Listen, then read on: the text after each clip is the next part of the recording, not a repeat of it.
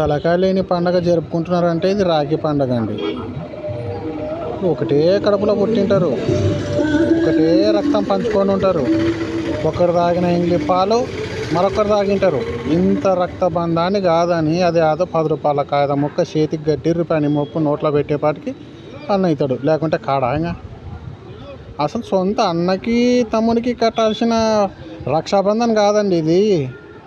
మీరు రాఖీ కట్టినా రక్షగానే ఉంటాడు, కట్టకపోయినా రక్షగానే ఉంటాడు. అసలు ఇది రాఖీ పండగ పుట్టినదే వేరే వాళ్ళకు, పరాయి వాళ్ళకు, బయట వాళ్ళకు, మొగోళ్ళకి ఈ రక్షాబంధన్ కట్టి రక్షణ పొందేదే ఇది రాఖీ పండగ అంటే. అంతేగాని ఇంట్లో ఉన్న అన్నలకి తమ్ములకు కట్టి యాదో ఇంత స్వీట్ ముక్క నోట్లో వేసుకొని యాదో 10 రూపాయల రాఖీకి 1000 రూపాయలు జోబులో కొట్టుకున్నాలా, 500 జోబులో కొట్టుకున్నాలా. ఇది పండగ అన్నారు. దీన్ని మీరు చేసుకొని కూడా వేస్టే, దండగనే. దీన్ని వాల్యూ ఉండదట. అర్థమవుతుందా అండి? అంత రక్త బంధాన్ని పెట్టుకొని అప్పట్లో రాజుల నుంచి పుట్టినది పండగ ఇది.